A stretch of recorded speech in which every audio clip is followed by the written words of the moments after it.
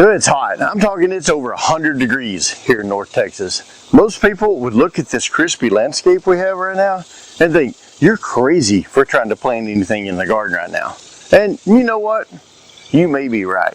The soil temperatures are soaring. Rain, shoot, that's a distant memory. And most of my spring vegetables, they've already waved in the white flag. It's easy to look at the garden beds now and think, well, hey, the season's probably over till at least October. But that's a big mistake. What if I told you that this is actually the perfect time to plant some of the most delicious heat-loving vegetables? And what if I told you that July is probably the most important month for the rest of your gardening year? So today I am showing you exactly what I'm going to be planting in my Zone 8 garden bed right now in the middle of July. More importantly, I'm going to share some specific tricks that I use not only to make sure that the seeds sprout, but they actually thrive in this extreme heat. So stick around because I know you want to try this. It's not about fighting the heat, it's about working with it. So how do we do it?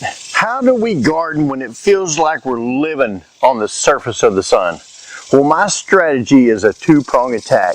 It's simple, but it's critical. First, we're going to work with this heat outdoors. This means only direct sowing seeds of what I like to call the heat champions.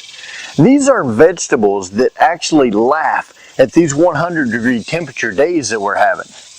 When they actually are practically bred for it, they're actually going to outperform anything else that's growing and anything else that quits. This list of outdoor planting is really short, but it's mighty. Second, and this is the real secret to a spectacular year-round garden here in North Texas, I start my entire fall garden indoors. That's right, when it is scorching hot outside here, inside, it's in the air conditioning. I'm sowing my seeds like my broccoli, my cauliflower, and even my fall tomatoes. When all these tomatoes are dying, I'm getting ready for the second one. July is when we set ourselves up for the most productive fall garden of our lives. If you miss this window, you're making this job a whole lot harder. Before we get into specific plant, let me talk about what I found is essential for getting anything out here to sprout outdoors right now. Your soil temperature can easily be 85 to 90 Fahrenheit or 29 to 32 Celsius, which is often too hot for many of these seeds to actually germinate reliably. So my first trick, shade cloth. Any seed that I put in this ground right now in July gets a 30 to 50% shade cloth, at least for the first 10 days. It helps stop the soil from crusting over and keeps the seed from literally cooking before it has a chance to live. My second rule, water. For new seeds, I find that I have to water 2 times a day. Once in the morning and once in the evening. Without these two things, my experience, you're just wasting seeds. Okay, now that we got the ground rules established, let's get to the fun part. What are these heat-loving champions we can actually plant outside in July when it's scorching hot? First up on the list is the undisputed king of the Texas summer garden. If you haven't grown okra, you are missing out on one of the most easiest and most productive vegetables for this climate. While your tomatoes are wilting, okra is just getting started, but there is a deadline. For a great fall harvest, I always aim to get my okra seeds in the ground by mid-July. That's at the latest. It gives it just enough time to mature and produce before that first frost. I like to plant several varieties, but my favorite is the Clemson Spineless. It's a classic for a reason. It produces pounds and pounds of pods. My second favorite is Red Burgundy. It is another favorite because the plant itself, it's freaking gorgeous, and the bees actually love their flowers. You don't need to start them indoors. Just plant the seeds directly into the ground, probably about 1 inch deep and a few inches apart. Now, once they sprout, I like to thin those things out 10 to 12 inches apart. That gives them plenty of room to grow and get big. And trust me, these things get big. And remember that shade cloth and 2 times daily watering for the first couple of weeks. That's your ticket to success. Next up on my list, southern peas, also known as cow peas or black-eyed peas. You can actually plant these in early July all the way to mid-August. These are another workhorse in these hot summer gardens. Not only are they incredibly heat tolerant, but these things actually act as a nitrogen fixer, which improves your soil health for whatever you want to plant in your garden next. I'm putting in this year some purple hull peas. This process is the same as the okra. I'm going to plant them direct, give them a little water, and use that shade cloth until they're actually up and going. Do not forget the shade cloth. Now, how about melons? You may actually think it's too late, but you can actually still get a fall harvest of cantaloupe and watermelon if you act fast. I know this because I've done it several times.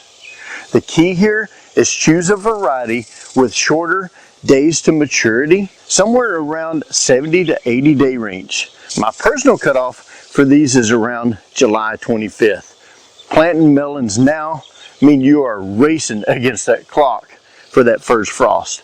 So a fast variety is a must. Now then, let's talk about pumpkins. Pumpkins for Halloween.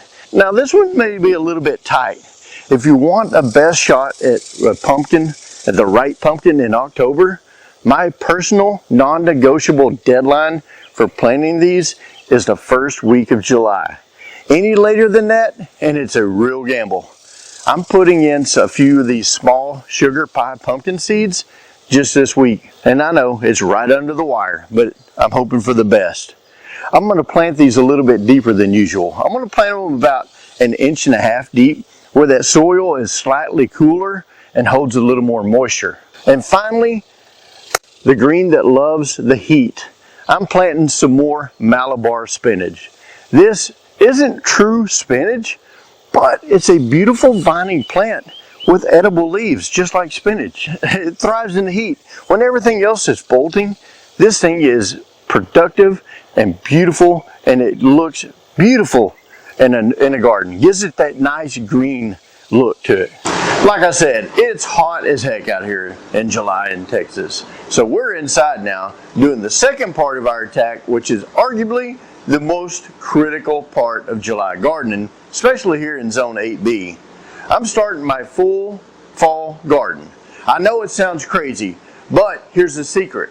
Cool season vegetables like broccoli and cauliflower, they just refuse to sprout in 90 Fahrenheit or 32 Celsius soil.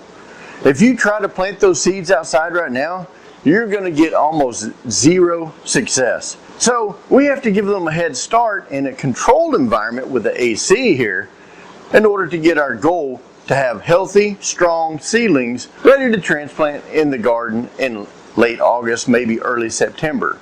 Now, once the absolute worst part of the summer heat begins to break, that's when we're going to put these out. First up, our fall tomatoes and peppers. Now, I told you before, I like fall tomatoes. For tomatoes, I've tried to get the seed started indoors somewhere around the July 10th mark.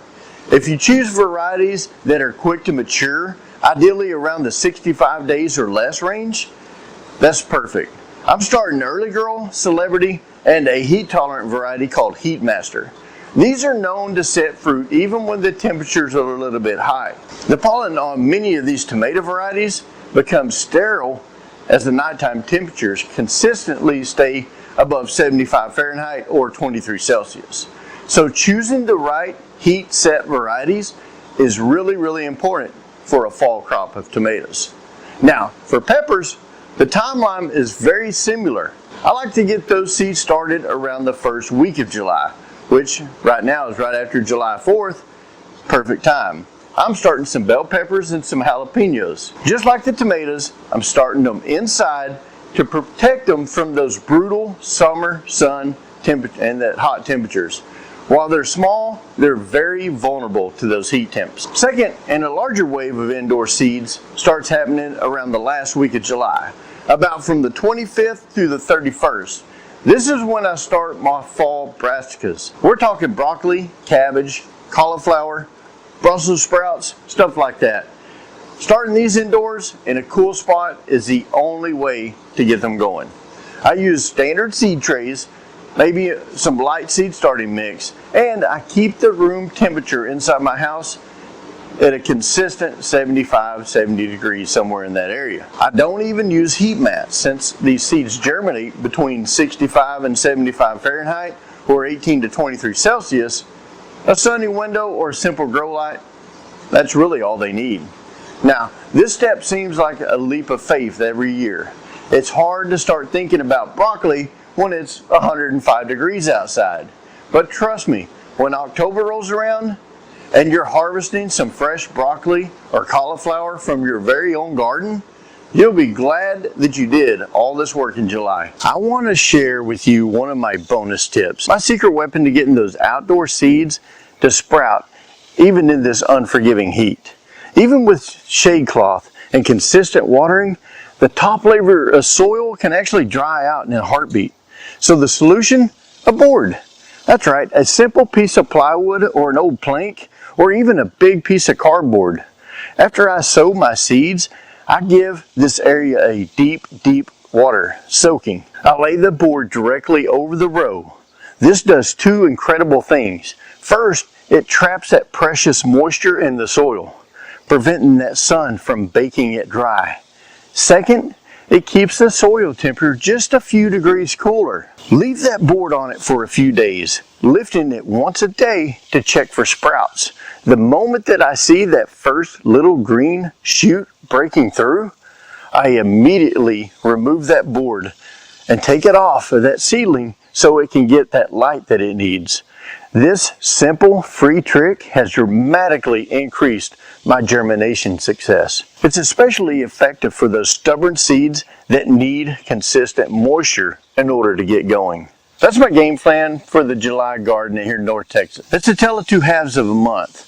The heat lovers that love the outside and planting the inside fall harvest where it's nice and cool. I want to hear from you. What are you planting in this hot weather garden of yours? Do you have any secrets or tricks about beating the heat? Let me know down in the comments, because I read every single one and I love learning from all of you. If you want to see how this turns out, are my pumpkins gonna make it to Halloween? Or is my indoor sown broccoli actually gonna make it? Subscribe to my channel and hit that bell notification so you don't miss out on any of these updates. Now, don't let the heat stop you from gardening. With the right planting and the right plants, a few simple tricks, you can have a thriving, productive garden, even in the middle of Texas in this hot summer. It takes a little planting and a whole lot of water, but it's so much worth it. Thank you for watching, and as always, keep it growing.